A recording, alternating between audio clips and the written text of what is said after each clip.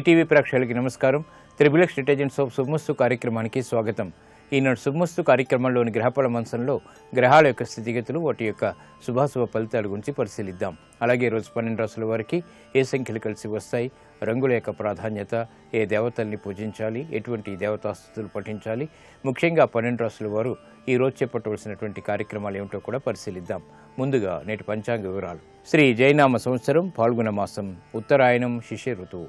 ఈరోజు పాల్గొన బహుళ నవమి, శుభకార్యాలకి పనికి వస్తుంది. అలాగే ఈరోజు స్థిరవారం లేదా శనివారం. ఈరోజు 12 రాసుల వారు చేసేటువంటి ఏకాదశ పూర్వక రుద్రాభిషేకం శని ద్వారా ఏర్పడేటువంటి ప్రతికూలతని దూరం చేస్తుంది. ఈరోజు తైలాభిషేకం ఈశ్వరుడికి చేయడం ద్వారా ఏలినాటి శని నడుస్తున్నటువంటి వారికి లేదా అర్ధాష్టమ శని, అష్టమ శని నడుస్తున్నటువంటి వారికి చాలా శ్రేయస్కరం, ప్రతికూల పరిస్థితులు దూరం చేసుకోగలుగుతారు. ఇక ఈరోజు మూలా నక్షత్రం. ఈ మూలా నక్షత్రంలో ఏ పాదంలో పుట్టినప్పటికీ కూడా శాంతి తప్పనిసరి. ఈ మూలా నక్షత్రంలో పుట్టేటువంటి వారికి కేతు మహాదశతోటి ప్రారంభమవుతుంది. ఇక ఈరోజు 12 రాసుల వారికి ఏర్పడేటువంటి శుభాశుభ ఫలితాలను పరిశీలిద్దాం. ముందుగా మేషరాశి.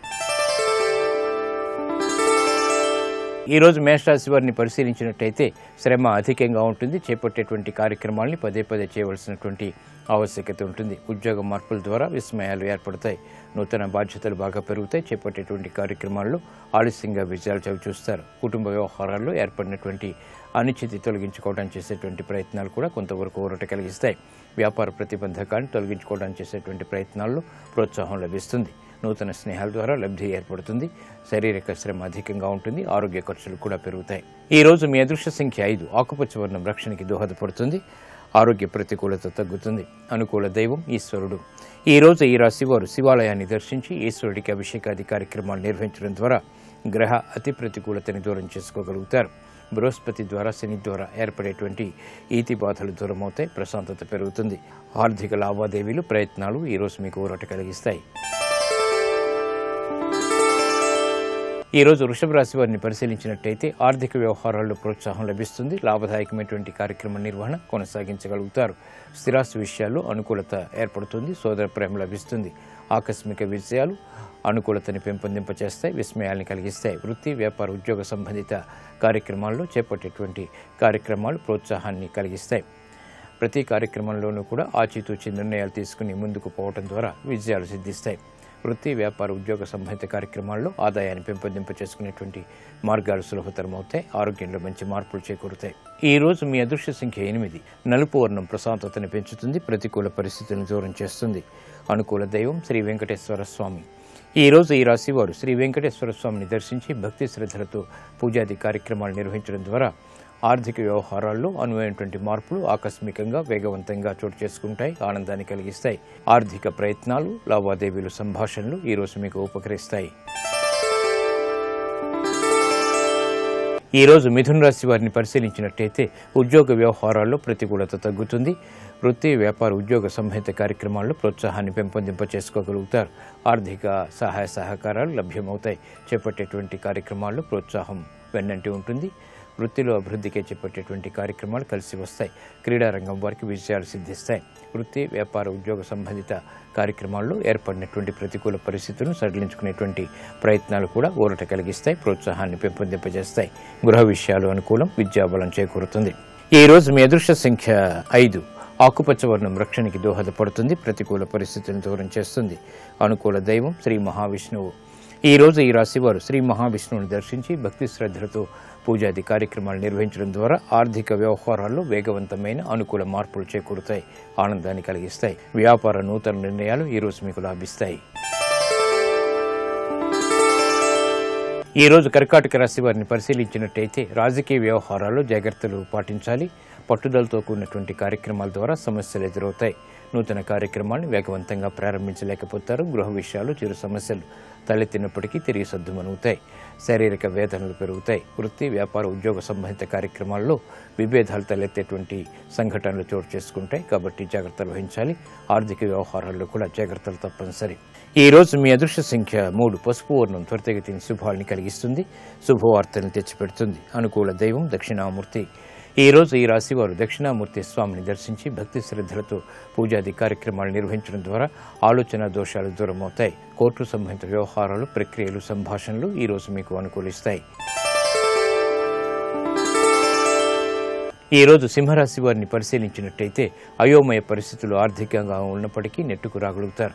కార్యక్రమ నిర్వహణలో ఏర్పడినటువంటి ప్రతికూల పరిస్థితుల్ని ఎదుర్కోగలుగుతారు. నూతన వ్యవహారాల్లో ఆచితూచి నిర్ణయాలు తీసుకోవాలి. వ్యాపార ఒప్పందాల ద్వారా ఏర్పడినటువంటి సమస్యలు జటిలమవుతాయి. వృత్తి, వ్యాపార, ఉద్యోగ సంబంధిత కార్యక్రమాల్లో దూకుడు నిర్ణయాలు పనికిరావు. గృహ సంహిత కార్యక్రమాల్లో ప్రోత్సాహం లభిస్తుంది. నూతన కార్యక్రమాలు గృహరీత్యా మాత్రం చేపట్టగలుగుతారు. విలువైనటువంటి వస్తు సేకరణ వంటిది మాత్రం ఆనందాన్ని కలిగిస్తుంది. ఈ రోజు మీ అదృష్ట సంఖ్య 8. నీలపు వర్ణం మేలుని కలిగిస్తుంది. ప్రతికూల పరిస్థితుల్ని దూరం చేస్తుంది. అనుకూల దైవం లక్ష్మీ నరసింహస్వామి. ఈ రోజు ఈ రాశి వారు లక్ష్మీ నరసింహస్వామిని దర్శించి భక్తి శ్రద్ధలతో పూజాది కార్యక్రమాలు నిర్వహించడం ద్వారా అయోమయ పరిస్థితుల నుంచి బయటికి రాగలుగుతారు. విద్యా విషయాలు ఈ రోజు మీకు లాభిస్తాయి. ఈ రోజు కన్యారాశి వారిని పరిశీలించినట్టయితే శత్రువులపై విజయాలు సాధించగలుగుతారు. ఆర్థికంగా ప్రోత్సాహకాలం. వృత్తి, వ్యాపార, ఉద్యోగ సంబంధిత కార్యక్రమాల్లో ప్రోత్సాహాన్ని పొందగలుగుతారు. ప్రయత్నాలు ఫలిస్తాయి. నూతన కార్యక్రమాన్ని గృహరీత్యా చేపట్టగలుగుతారు. సాహస నిర్ణయాలకు ఉపక్రమించగలుగుతారు. అభివృద్ధికే చేపట్టేటువంటి కార్యక్రమాల్లో విజయాలు వేగవంతంగా దగ్గరవుతాయి. ఆత్మవిశ్వాసం పెరుగుతుంది. ఈ రోజు మీ అదృష్ట సంఖ్య 6. తెలుపు వర్ణం ప్రశాంతతను పెంచుతుంది. ప్రతికూల పరిస్థితులను దూరం చేస్తుంది. ఆహ్లాదాన్ని కలిగిస్తుంది. అనుకూల దైవం మహాగణపతి. ఈ రోజు ఈ రాశి వారు మహాగణపతిని దర్శించి భక్తి శ్రద్ధలతో పూజాది కార్యక్రమాలు నిర్వహించడం ద్వారా విఘ్నాలు దూరం అవుతాయి. వేగవంతమైన విజయాల్ని ఆహ్వానించగలుగుతారు. గృహ కార్యాలు, కార్యక్రమాలు ఈ రోజు మీకు లాభిస్తాయి. ఆనందాన్ని కలిగిస్తాయి. ఈ రోజు తులారాశి వారిని పరిశీలించినట్టయితే మానసిక వేదనలు ప్రబలమవుతాయి. ప్రోత్సాహం అన్ని రంగాల వారికి తగ్గుతుంది. వృత్తి, వ్యాపార, ఉద్యోగ సంబంధిత కార్యక్రమాల్లో ఆచితూచి నిర్ణయాలు తీసుకోవాలి. ఆర్థిక సమస్యలు జటిలమవుతాయి. ప్రతికూల పరిస్థితులు గృహరీత్యా కూడా ఏర్పడతాయి కాబట్టి జాగ్రత్తలు వహించాలి. దూకుడు నిర్ణయాలు పనికిరావు. వ్యాపార ఒప్పందాల విషయంలో ఆచితూచి నిర్ణయాలు తీసుకోవాలి. పదే పనులను చేయవలసినటువంటి ఆవశ్యకత ఉంటుంది. గృహ సంహిత కార్యక్రమాల్లో జాగ్రత్తలు తప్పనిసరి. ఆరోగ్య విషయంలో కూడా. ఈ రోజు మీ అదృష్ట సంఖ్య 8. నీలపు వర్ణం మేలుని కలిగిస్తుంది. ప్రతికూల పరిస్థితుల్ని ఎదుర్కొనేటువంటి శక్తి సామర్థ్యాన్ని కలిగిస్తుంది. అనుకూల దైవం మహాకాళి. ఈ రోజు ఈ రాశి వారు మహాకాళి అమ్మవారిని దర్శించి భక్తి శ్రద్ధలతో పూజాది కార్యక్రమాలు నిర్వహించడం ద్వారా ఏలినాటి శని ద్వారా ఏర్పడేటువంటి అయోమయ పరిస్థితులు దూరం అవుతాయి. ప్రశాంతత పెరుగుతుంది. రుణ ప్రయత్నాలు ఈ రోజు మీకు అనుకూలిస్తాయి. ఈ రోజు వృశ్చిక రాశి వారిని పరిశీలించినట్టయితే వ్యాపారరీత్యా తలనొప్పి సంఘటనలు ఉన్నప్పటికీ నెట్టుకు రాగలుగుతారు. గృహ విషయాల్లో అనుకూలత పెరుగుతుంది. శుభవార్తలు వింటారు. చేపట్టేటువంటి కార్యక్రమాలపై పట్టు బిగించగలుగుతారు. పెట్టుబడుల ద్వారా ఆశించినటువంటి ప్రయోజనాన్ని పొందగలుగుతారు. శత్రు భీతి పెరుగుతుంది. చేపట్టేటువంటి కార్యక్రమాలపై శ్రద్ధ కొంతవరకు తగ్గుతుంది. గృహ విషయాలు అనుకూలం. విద్యా సంబంధిత విషయాలు విజయాలు చేజిక్కించుకోగలుగుతారు. విదేశీ సంబంధిత లావాదేవీల్లో అభివృద్ధి గోచరిస్తుంది. ఆనందాన్ని కలిగిస్తుంది. ఈ రోజు మీ అదృష్ట సంఖ్య 2. తెలుపు వర్ణం ప్రశాంతతని పెంచుతుంది. ప్రతికూల పరిస్థితులను దూరం చేస్తుంది. అనుకూల దైవం మహాగణపతి. ఈ రోజు ఈ రాశి వారు మహాగణపతిని దర్శించి భక్తి శ్రద్ధలతో పూజాది కార్యక్రమాలు నిర్వహించడం ద్వారా ఏలినాటి శని ద్వారా ఏర్పడేటువంటి ప్రతికూల పరిస్థితులు దూరమవుతాయి. విఘ్నాలు దూరమవుతాయి. పెట్టుబడులు ఈ రోజు మీకు రాణిస్తాయి. ఈ రోజు ధనుసు రాశి వారిని పరిశీలించినట్టయితే రాజకీయ లబ్ధికే చేపట్టేటువంటి కార్యక్రమాలు కలిసి వస్తాయి. మానసిక ధైర్యం పెరుగుతుంది. చేపట్టేటువంటి కార్యక్రమాల్లో అభివృద్ధి లేకపోయినప్పటికీ ఆందోళనకర పరిస్థితులు మాత్రం తగ్గుతాయి. వృత్తిలో అభివృద్ధికే చేపట్టేటువంటి కార్యక్రమాన్ని సజావుగా పూర్తి చేయగలుగుతారు. విద్యాపరమైనటువంటి అంశాల్లో ఏర్పడినటువంటి చిక్కులు వీడిపోతాయి. శత్రువులు మిత్రులు అవుతారు. ఆరోగ్య రక్షణ ఏర్పడుతుంది. ఈ రోజు మీ అదృష్ట సంఖ్య 6. నీలపు వర్ణం మేలుని కలిగిస్తుంది. ప్రతికూల పరిస్థితిని దూరం చేస్తుంది. అనుకూల దైవం ఆంజనేయ స్వామి. ఈ రోజు ఈ రాశివారు ఆంజనేయ స్వామిని దర్శించి భక్తి శ్రద్ధలతో పూజాది కార్యక్రమాలు నిర్వహించడం ద్వారా మానసిక ధైర్యం పెరుగుతుంది. మనోభీతి పోతుంది. నూతన కార్యాలు, కార్యక్రమాలు ఈ రోజు మీకు లబ్ధిని చేకూరుస్తాయి.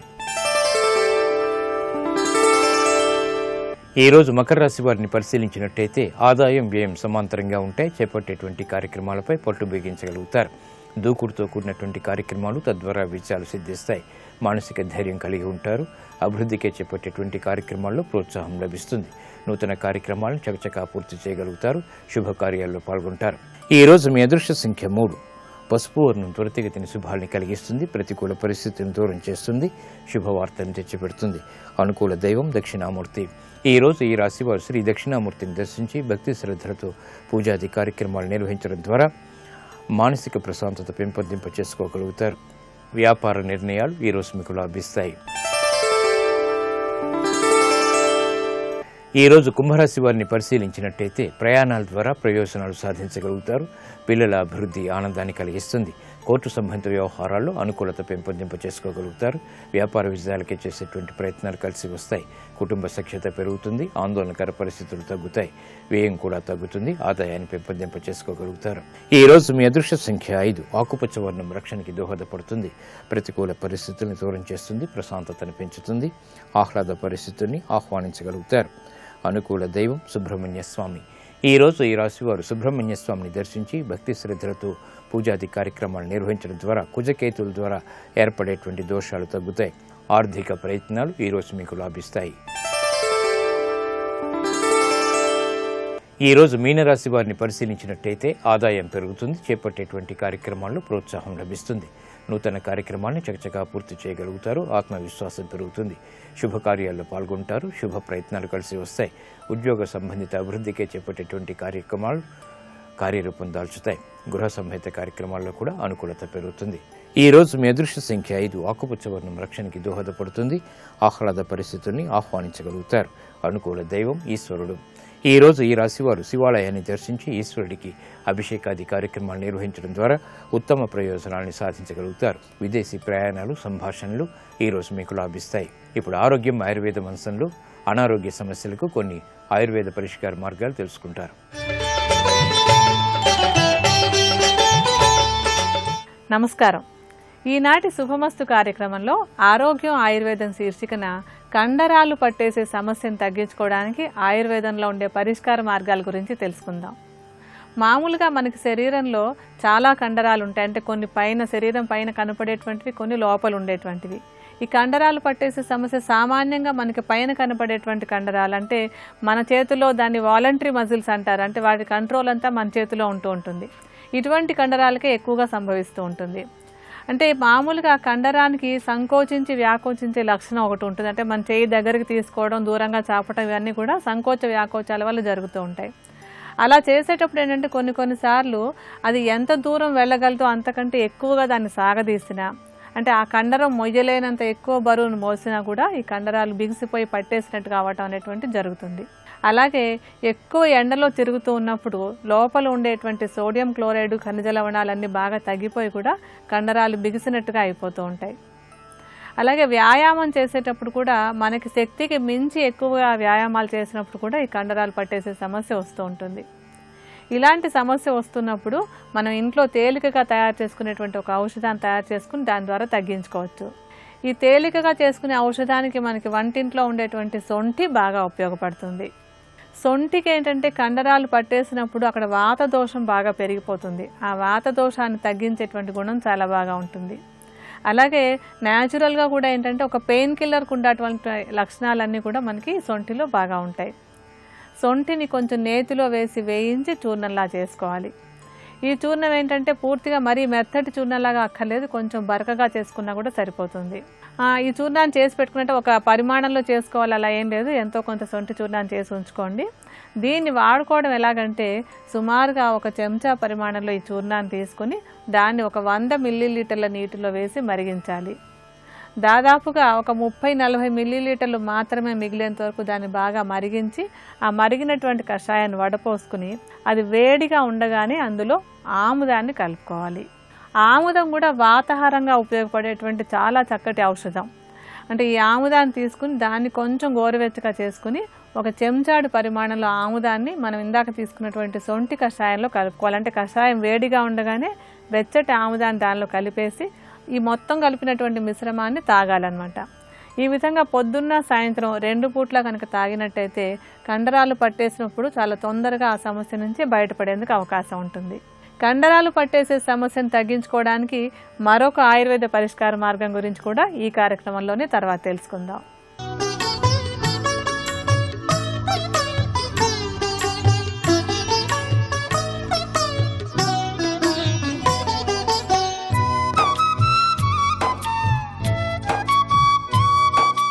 దత్తాత్రేయ స్వామివారు చాలా గొప్ప గురుస్వరూపాలలో ఒకరు. శుకబ్రహ్మ గృహస్థాశ్రమ స్వీకారం చేశారు. అసలు శుకబ్రహ్మకి జ్ఞానం ఎప్పుడో రావడం కాదు, పుట్టుకతో వచ్చింది. ఆయన పుట్టుకతో జ్ఞాని. ఎవడైనా లోకంలో పుట్టి సంస్కారమును పొందుతాడు. ఏదో ఉపనయనాదులు చేసుకుని వేదాధ్యయనం చేసి తర్వాత బాగా నిష్ఠతో జీవితాన్ని గడిపి భక్తితో కూడినటువంటి కర్మాచరణము చేత ప్రీతి చెందిన ఈశ్వరుడి చేత అనుగ్రహింపబడిన జ్ఞానము చేత జ్ఞాని అవుతాడు. శుకబ్రహ్మ పుట్టుకతో జ్ఞాని. మరి పుట్టుకతో జ్ఞాని ఎందుకు వస్తారు?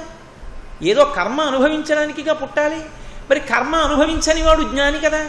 మరి కర్మ అనుభవించే అవకాశం లేనివాడు జ్ఞానిగా ఎందుకు వచ్చాడు? మరి పుట్టడం ఎందుకు పుట్టాడు? అప్పుడు దానికి ఒకటే జవాబు చెప్పాలి. ఏం చెప్పాలంటే, కర్మ అనుభవించడానికి పుట్టే వాళ్ళని కొన్ని కోట్ల కోట్ల కోట్ల కోట్ల మందిని తయారు చేసినటువంటి పరమేశ్వరుడు విసిగిత్తి కర్మ అనుభవించవలసిన అవసరం లేకుండా పుట్టుకతో జ్ఞాని అయిన ఒక మహాపురుషుణ్ణి సృష్టిస్తే ఎలా ఉంటుందని సంకల్పం చేసి పుట్టించాడనుకోవాలి. అలా వచ్చిన వారిద్దరు శంకరాచార్య స్వామి వారు బ్రహ్మసూత్ర భాష్యంలో చెప్తారు. వామదేవులు అని వారు శుకబ్రహ్మ కన్నా ముందున్నవారు.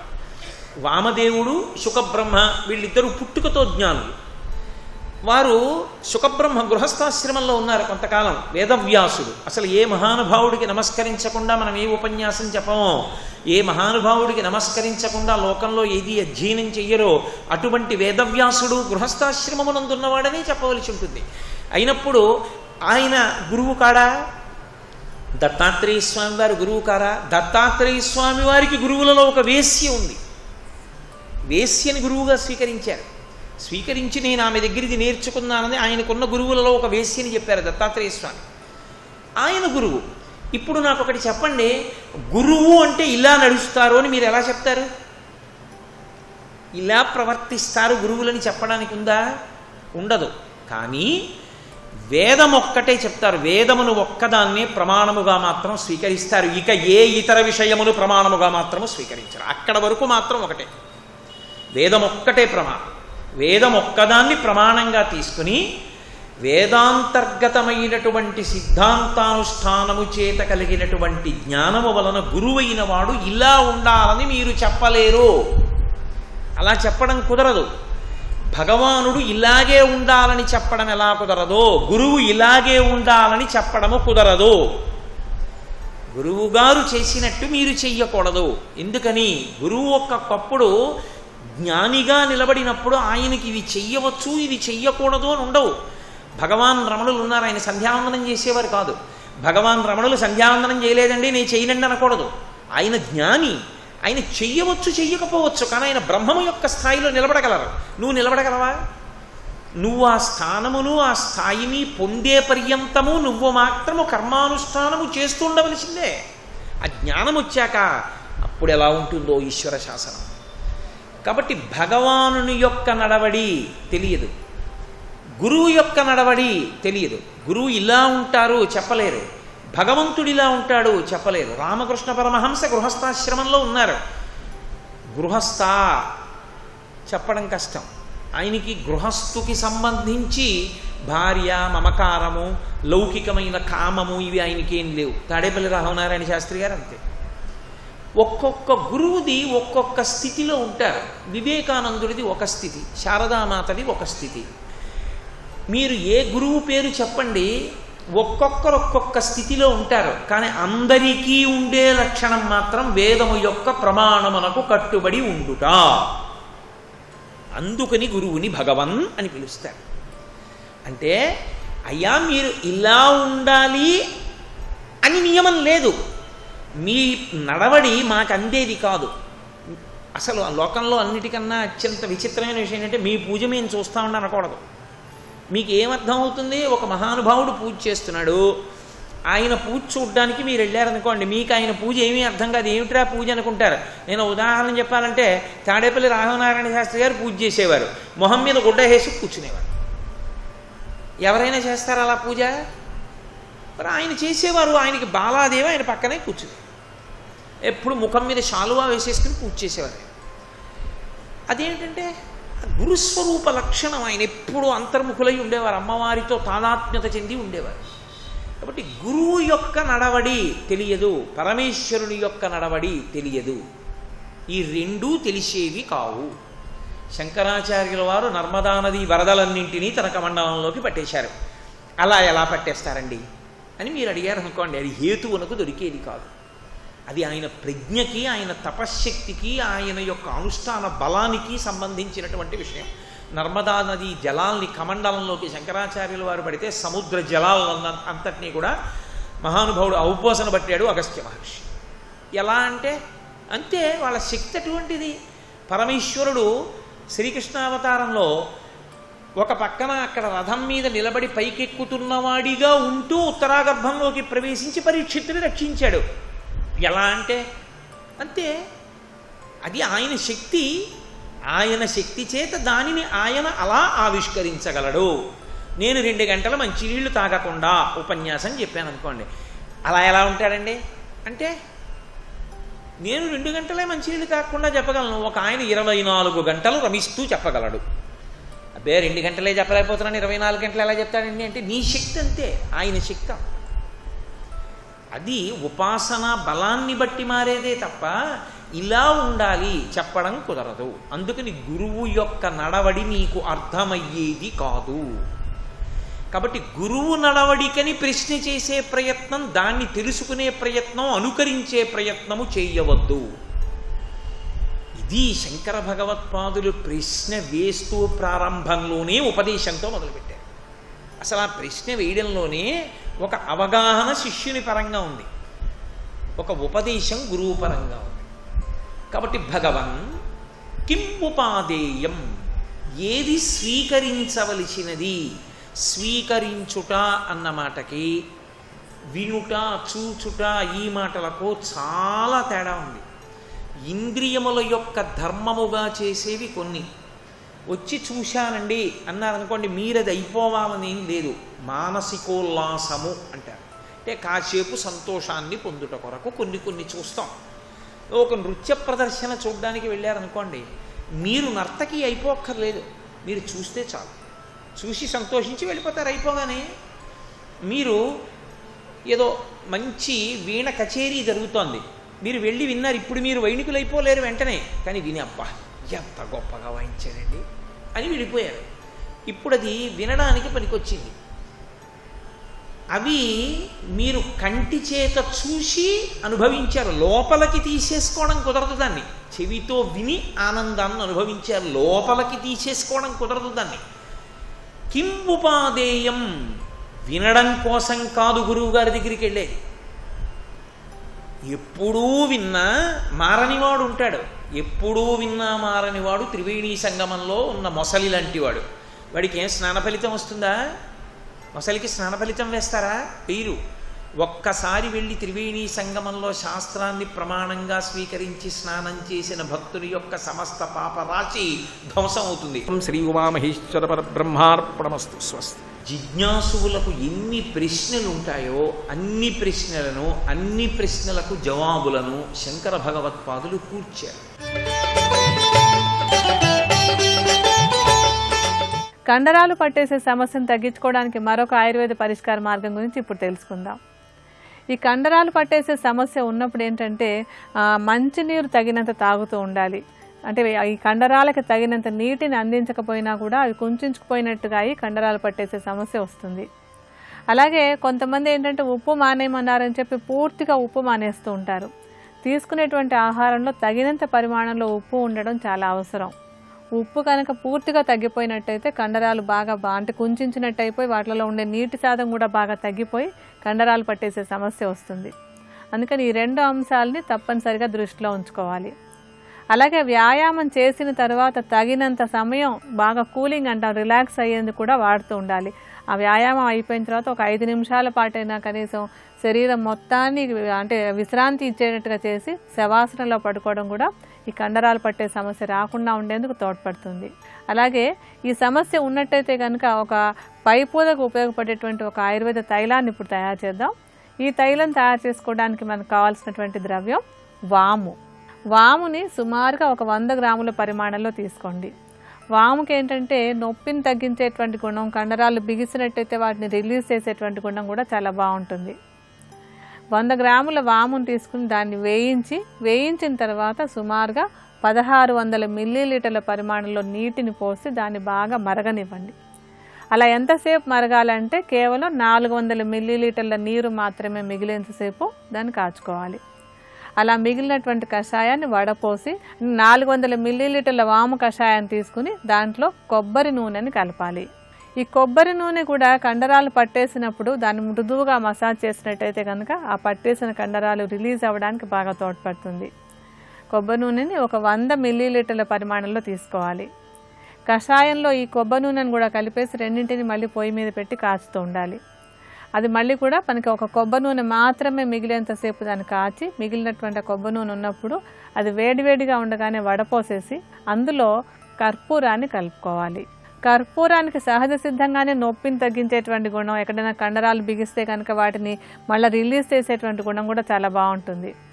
సుమారుగా ఒక 25 గ్రాముల పరిమాణంలో ఈ కర్పూరాన్ని తీసుకుని దాన్ని పొడిలాగా చేసేసి వేడివేడిగా ఉన్నటువంటి ఈ వాము తైలంలో కర్పూరాన్ని కలిపేసుకోవాలి. బాగా కరిగిపోయిన తర్వాత చల్లారినటువంటి తైలాన్ని ఒక సీసాలో పోసి ఉంచుకుని కండరాలు పట్టేసినప్పుడు ఆ భాగం పైన ఈ తైలంతో మృదువుగా మర్దన చేసుకోవాలి. ఈ విధంగా మర్దన చేసుకున్నట్టయితే కనుక కండరాలు పట్టేసే సమస్యని తేలికగా తగ్గించుకోవచ్చు. మరికొన్ని అనారోగ్య సమస్యలు, వాటికి ఉండేటువంటి ఆయుర్వేద పరిష్కార మార్గాల గురించి రేపటి శుభమస్తులో తెలుసుకుందాం.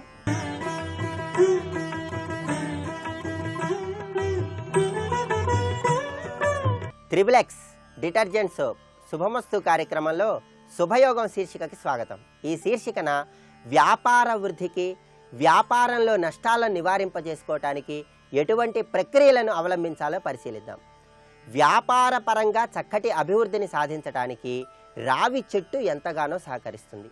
రావి చెట్టు ఆకులకు సంబంధించి 3 ప్రక్రియలను పాటించడం ద్వారా వ్యాపార వృద్ధిని పొందటంతో పాటుగా వ్యాపారంలో నష్టాలను నివారింపజేసుకోవచ్చు.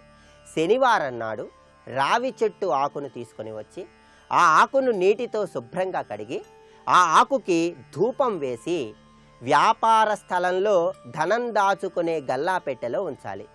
ప్రతి శనివారం నాడు కొత్త రావి ఆకును తీసుకొని వచ్చి ఆ విధంగా ధూపం వేసి గల్లాపెట్టెలో ఉంచుకొని పాత రావి ఆకును చెట్టు మొదట్లో ఉంచాలి. ఇలా చేసినట్లయితే వ్యాపారంలో చక్కటి అభివృద్ధిని పొందవచ్చు.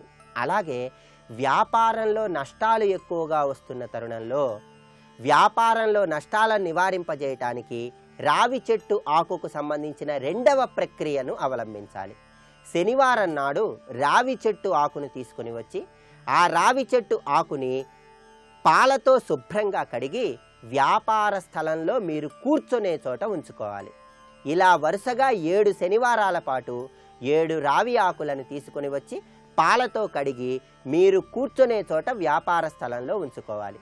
7 శనివారాలు పూర్తి కాగానే ఆ 7 రావి ఆకుల మీద వీర హనుమాన్ అని సింధూరంతో రాసి ఎక్కడైనా హనుమంతుల వారి విగ్రహం ఉంటే ఆ విగ్రహం పాదాల చెంత ఈ 7 రావి ఆకులను ఉంచాలి. ఇలా చేసినట్లయితే వ్యాపారంలో వచ్చే నష్టాలను సులభంగా నివారింపజేసుకోవచ్చు.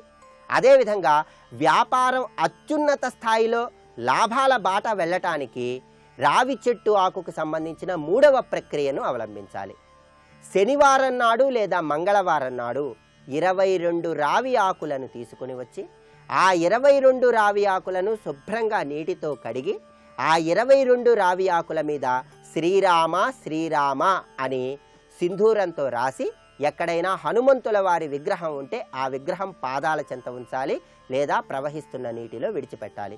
రావి చెట్టు ఆకులకు సంబంధించిన ఈ 3 ప్రక్రియలు పాటించడం ద్వారా వ్యాపారంలో అత్యుత్తమ స్థాయిలో ఎదగటానికి, నష్టాలను నివారింపజేసుకోవటానికి ఆస్కారం ఎంతగానో ఉంది. అలాగే ముఖ్యమైన వ్యాపార పని నిమిత్తమై బయటికి వెళ్తున్న తరుణంలో గృహం సింహద్వారం ఉన్నటువంటి గదిలో పెసలను చల్లి బయటికి వెళ్ళాలి.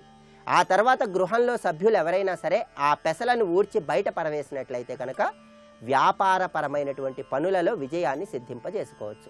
వ్యాపార పరంగా ముఖ్యమైన కార్యనిమిత్తమై వెళ్తున్న తరుణంలో ఒక నిమ్మకాయ తీసుకొని ఆ నిమ్మకాయ మీద 4 లవంగాలు గుచ్చి ఓం శ్రీ హనుమతే నమః అని 21 సార్లు జపించి ఆ నిమ్మకాయను దగ్గర ఉంచుకొని వ్యాపార కార్యనిమిత్తమై బయటికి వెళ్ళాలి. ఇలా వెళ్ళినట్లయితే ఆ కార్యం అద్భుతమైనటువంటి సత్ఫలితాలను కలిగిస్తుంది.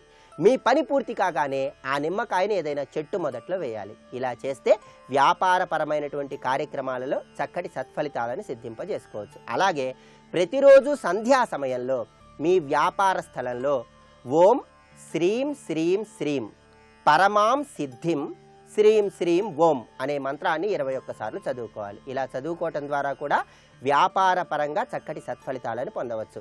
మీరు పాత వ్యాపారాన్ని విడిచిపెట్టి కొత్త వ్యాపారాన్ని ప్రారంభించబోయే తరుణంలో పాత వ్యాపార స్థలంలో ఉన్నటువంటి ఒక ఇనుప వస్తువుని తీసుకుని వచ్చి కొత్త వ్యాపార స్థలంలో శనివారం నాడు నల్ల మినుములు చల్లి ఆ నల్ల మినుముల మీద ఆ ఇనుప వస్తువుని ఉంచాలి. ఇలా చేసినట్లయితే నూతన వ్యాపారం 3 పువ్వులు 6 కాయలుగా విరాజిల్లుతుంది. అలాగే వ్యాపార స్థలంలో కలబంద చెట్టు వేళ్లు తలక్రిందులుగా వేలాడదీయటం ద్వారా కూడా వ్యాపార పరంగా చక్కటి సత్ఫలితాలను సిద్ధింపజేసుకోవచ్చు.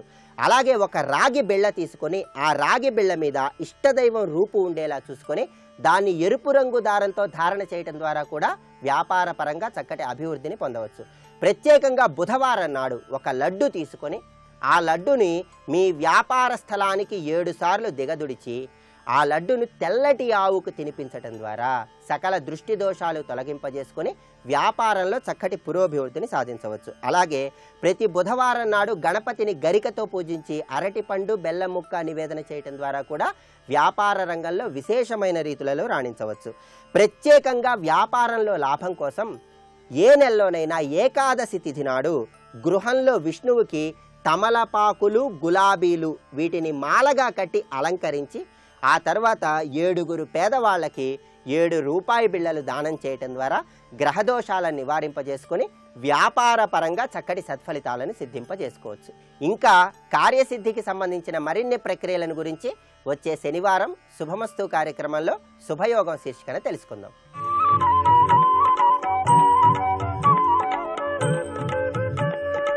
ఈటీవీ ప్రేక్షకుల నమస్కారం. XXX డిటర్జెంట్ సోప్ శుభమస్తు కార్యక్రమంలో నక్షత్ర యోగానికి స్వాగతం. యోగ శబ్దము కంటే మించినటువంటి పదం జ్యోతిష్ శాస్త్రంలో లేదు. కొన్ని నక్షత్రాల్లో జన్మించడం, కొన్ని గ్రహాలు శుభస్థానాల్లో ఉండటం ద్వారా యోగం సిద్ధిస్తుంది. అన్నిటికంటే మూలం నక్షత్ర యోగం. ఈ రోజున శతభిష నక్షత్రం గురించి తెలుసుకుందాం. శతభిష నక్షత్రంలో జన్మించిన వారికి అదృష్ట యోగం ఏ విధంగా పడుతుంది? ఈ అంశాన్ని పరిశీలిస్తే శతభిషక్ శతంతారాహ 100 నక్షత్రముల సమూహాన్ని శతభిష నక్షత్రము అంటాం. ఈ పదం ఇతర నక్షత్రాలకి ఎక్కడ వాళ్ళ. కొన్ని నక్షత్ర సమూహాలు ఒక్కొక్క నక్షత్రంగా భాసిల్లుతూ ఉంటాయి. కొన్ని నక్షత్రాలు ఒకే నక్షత్రము ఒకే పేరుతో ఉంటుంది. ఇప్పుడు చిత్తా నక్షత్రం అంటే అది ఒక నక్షత్రమే. కృత్తికా నక్షత్రం అంటే 6 నక్షత్రముల సమూహం ఇలా ఉన్నది. అలాగే అశ్విని నక్షత్రం తురగముఖాశ్విని 3 నక్షత్రముల కలయిక అశ్విని నక్షత్రం. ఇక్కడ 100 నక్షత్రములు 100 నక్షత్రములతో కలిసినటువంటి ఏక నక్షత్రం. అంటే కొన్ని నక్షత్రముల గుంపు ఒక నక్షత్రంగా మనకి ప్రకాశిస్తూ ఉంటుంది, కనపడుతూ ఉంటుంది భూవాసులకి. శతతార దశగుణం శతం శతం భిషజ్యతీతి శతభిషక్. భిషజ్ చికిత్సాయాం. భిషక్ అంటే అర్థం చికిత్స చేయునది, అంటే రోగాన్ని తీసివేయనది, రోగాన్ని శుద్ధి చేయనది, రోగాన్ని తగ్గించునది. ఆరోపించబడినటువంటి విషయాత్మక ప్రభావమును చికిత్స చేస్తుంది, దుష్ట ప్రభావాలను చికిత్స చేస్తుంది, పాపాలని చికిత్స చేస్తుంది. రోగం అంటే పాపం, పాపాన్ని తీసేస్తుంది, రక్తాన్ని శుద్ధి చేస్తుంది, మానసికమైనటువంటి దోషాలని శుద్ధి చేస్తుంది. ఈ శుద్ధినే వైదిక భాషలో, వైద్య భాషలో భిషక్ అంటాం. భిషక్ అంటే దేవవైద్యులు. అలాగే ఈశ్వరుడికి కూడా అధ్యవోచదధివక్త ప్రథమో దైవ్యో భిషకు. ఈశ్వరుడికి భిషక్ వైద్యనాథుడు, అందుకని ఆయనకు వైద్యనాథుడు అని పేరు. ప్రథమో దైవ్యో భిషకు, ప్రథమ దైవమైనటువంటి పరమేశ్వరుడు వైద్యుడు.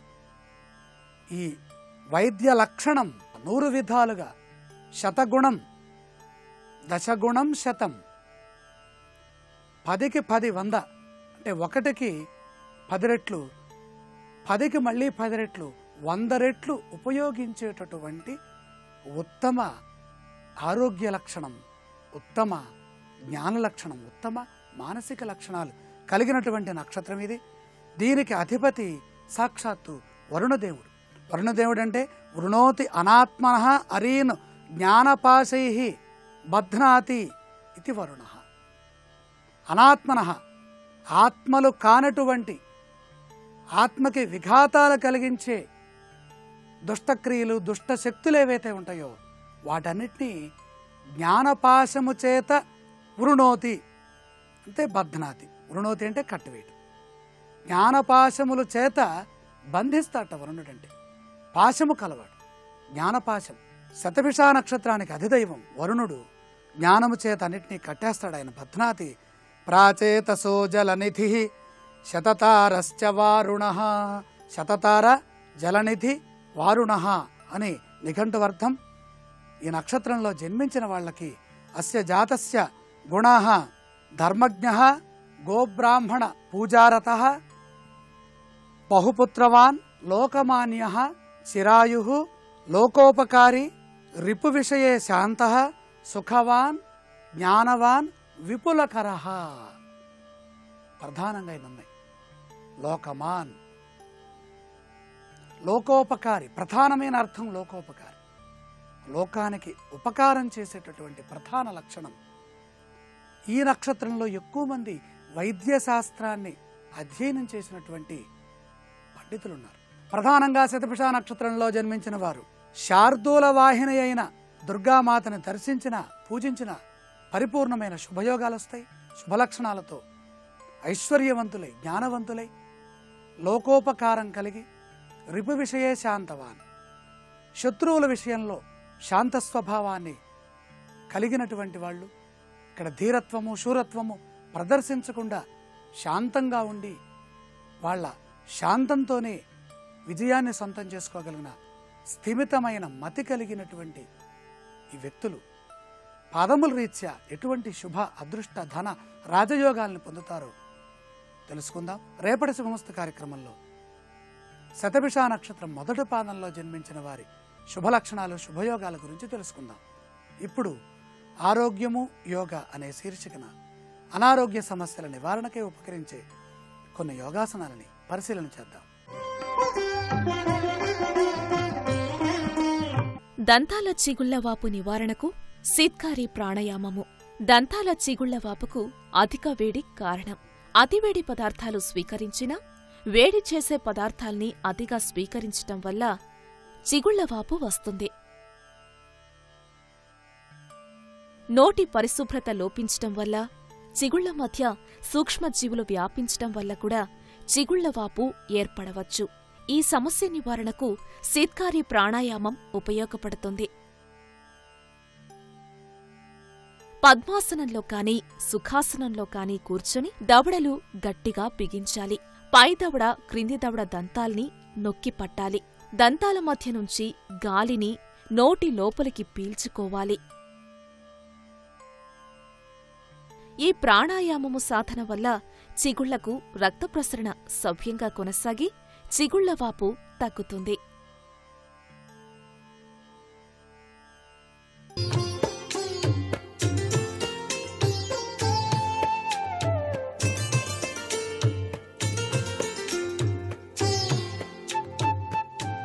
ట్రిపుల్ ఎక్స్ డిటర్జెంట్ సోప్ శుభమస్తు కార్యక్రమంలో గృహబలం అంశానికి స్వాగతం. వాస్తుశాస్త్రరీత్యా పాటించవలసిన సూచనలు ఏమిటి అనేటువంటి విషయరీత్యా ఒక గృహ నిర్మాణం చేసేటప్పుడు కొన్ని వాస్తు సూచనలు పాటించిన సత్వరమే యోగవంతమైన ప్రభావాన్ని సాధించడానికి ఆస్కారం ఉంటుంది. ఇంటి గుమ్మం ఎదురుగా నుయ్యి కానీ, గొయ్యి కానీ ఎటువంటి పరిస్థితుల్లో ఉండరాదు. ఈ గోతుల విషయంలోనే చాలామంది పొరపాటు చేస్తూ ఉంటారు. ఇంటి గుమ్మానికి ఎదురుగా మాత్రం గొయ్యి కానీ, నుయ్యి కానీ ఉన్నట్లయితే చాలా విపత్కర పరిస్థితులు ఏర్పడతాయి సుమా. ఇంటికి గుమ్మం ముందు ఎదురుగా రోడ్డు ఉండటం నలుగురి నడక ఉండటం మంచిది కాదు. ఇంటి గుమ్మానికి ఎదురుగా రోడ్డు వచ్చి కొడుతూ ఉన్నప్పుడు ఆ రోడ్డు మీద నుంచే మన గుమ్మంలోకి వస్తున్నట్టుగా నడిచేటువంటి లక్షణం కనుక ఉన్నట్లయితే అది వాస్తుశాస్త్రరీత్యా కూడాను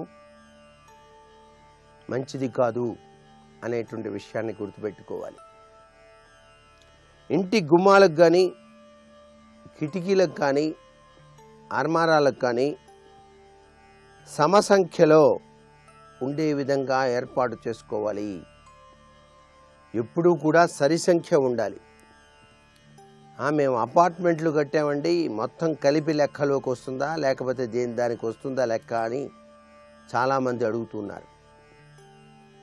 ఒక ఇంటి నిర్మాణం చేసినప్పుడు ఏ ఇంటికి ఆ ఇళ్ళే చూసుకొని సరి సంఖ్యలో ఉండేటట్టుగా నిర్మాణాత్మక చర్యలు చేపట్టడం సర్వత్రా కూడా శుభదాయకమే. ఇంటికి అడ్డంగా నలుగురు నడిచేటువంటి రోడ్డు ఉండవచ్చు, కానీ ఇంటికి ఎదురుగా నడక ఉన్న రోడ్డు ఉండటం మంచిది కాదు. అడ్డంగా రోడ్డు ఉండొచ్చు కానీ ఎదురుగా మాత్రం రోడ్డు రాకూడదు. దాన్ని పోటు అంటారు, అంటే వీధి పోటు కింద లెక్క. అలా ఉన్నట్లయితే అరిష్టం. ఇంటి స్థలాన్ని ఇంటిని భార్యాభర్తల్లో ఎవరి గ్రహస్థితి బాగా ఉందో వారి పేర వ్రాయించుకోవటం, కొనుగోలు చేయటం మంచిది. గ్రహచారరీత్యా భార్యకి యోగం బాగా ఉన్నప్పుడు భార్య పేరుతో రిజిస్ట్రేషన్ చేయటం చాలా మంచిది. అలాగే భర్త పేరు బాగా ఉన్నప్పుడు భర్త పేరుతో రిజిస్ట్రేషన్ చేయించుకోవడం చాలా మంచిది. ఆ స్థలాన్ని మా అత్తగారు ఇచ్చారండి మా ఆవిడికి, ఆమెకి ఇప్పుడు ప్రస్తుతం గ్రహస్థితి బాగలేదు, మరి ఏం చేయమంటారు అని చెప్పేసి కూడా అడుగుతూ ఉంటారు చాలామంది. మీ ఇంట్లో ఇద్దరి మధ్య భార్యాభర్తల్లో ఎవరికి గ్రహచార గతి బాగా ఉందో, ఆ స్థలం ఎవరి వర్గుతో చాలా చక్కగా యోగవంతమైన ఫలితాన్ని ఇస్తుందో ఆ యొక్క పరిస్థితిని బట్టి మీరు గృహ నిర్మాణం చేసేటప్పుడు కూడా రిజిస్ట్రేషన్ వ్యవహారరీత్యా వారి వారి పేర్లు ఉంచటమే సర్వత్రా కూడా శుభదాయకంగా గ్రహించాలి. ఇంటి పక్కన ఆలయాలు ఉండటం మంచిది కాదు. ఆలయం అనేటువంటిది దాదాపు 200 అడుగుల దూరంలో ఉండటమే మంచిది అనేటువంటి విషయం చాలాసార్లు విన్నవించుకున్నాం. ఇంటికి అటకలు దక్షిణ గోడలకు పడమర గోడలకు పెట్టుకోవచ్చు. అటక కట్టి దక్షిణం వైపు పడమర వైపు కట్టుకోవాలి. మరలా మీరు బెడ్రూమ్లో పడుకున్నప్పుడు దక్షిణ దిశలో అటక కింద పడుకోకూడదు. దక్షిణం మీరు చెప్పారు కదండి అటకలు కట్టామంటే కుదరదు. మీరు బెడ్రూమ్లో మాత్రం అటకలు లేకుండా చూసుకోవాలి. దక్షిణ వైపు తలగడ పెట్టి పడుకోవాలి. అటక కింద కనుక పడుకున్నట్లయితే చాలా మీకు పీడకలు వస్తూ ఉంటాయి, అసలు నిద్రే పట్టదు. ఇట్లాంటి విషయాలు కూడా వాస్తుశాస్త్రరీత్యా చిన్న విషయమైనా పరిగణలోకి తీసుకోవడం చాలా మంచిది. అలాగే ఇంటి స్థలంలో శంకుస్థాపన చేసిన తర్వాత ఈశాన్య మూలలో పంపు కానీ బోరు కానీ నిర్మించుకొని ఆ తర్వాతే ఇల్లు కట్టుకోవాలి అనే విషయం ప్రతి వాళ్ళు గుర్తుపెట్టుకోండి. చాలామంది ఏమంటారంటే ముందరగా పంపేస్తున్నామండి తర్వాత శంకుస్థాపన చేస్తున్నాం అంటారు. వాస్తుశాస్త్రంలో మాత్రం అయ్యా శంకుస్థాపన తర్వాతనే మీరు బోరింగ్ పంపు వేసి ఇల్లు కట్టుకోవడం ప్రారంభించండి అని. అలాగే పునాదులు తీసిన తర్వాత 2 రోజులు ఆగాలి. జీవహింస కలగకుండా ఆ స్థలంలో సంరక్షించేటువంటి సాంప్రదాయ లక్షణాన్ని మనం పాటించిన వాళ్ళం అవుతాం. చాలామంది చేసేటువంటి పెద్ద పొరపాటు ఏంటంటే పాత గృహం ఉందండి మాది, మంచి కలపేను, ఆ కలప తీసాము, అవన్నీ ద్వారబంధాలన్నీ ఊడదీసాం, మళ్ళీ చక్కగా దానిపైన పెయింట్స్ వేసాం, ఆ పెయింట్స్ వేసినటువంటి కర్రని మేము కొత్త గృహానికి ఉపయోగించవచ్చా అని చెప్పేసి భావన చేస్తూ ఉంటారు. అలా ఉపయోగించడం నూతన గృహానికి మంచిది కాదు. మరికొన్ని ముఖ్య విషయాలు సోమవారం నాటి శుభమస్తు కార్యక్రమంలో తెలుసుకుందాం. ఇప్పుడు ఆరోగ్యం యోగా అనే శీర్షికన అనారోగ్య నివారణకు ఉపకరించే కొన్ని యోగాసనాలు ఏమిటో చూద్దాం. చిగుళ్లవాపు సమస్య నివారణకు త్రికోణ ఏకపాద ఉత్తానాసనం కూడా ఉపయోగపడుతుంది. నిల్చొని మెల్లిగా ముందుకు వంగాలి. కుడికాలు కుడిపక్కకు, ఎడమకాలు ఎడమ పక్కకు చాపాలి. ఓ కాలును మెల్లిగా పైకి ఎత్తాలి. ఆ తర్వాత మరో కాలితో ఈ ఆసనాన్ని పునరావృతం చేయాలి.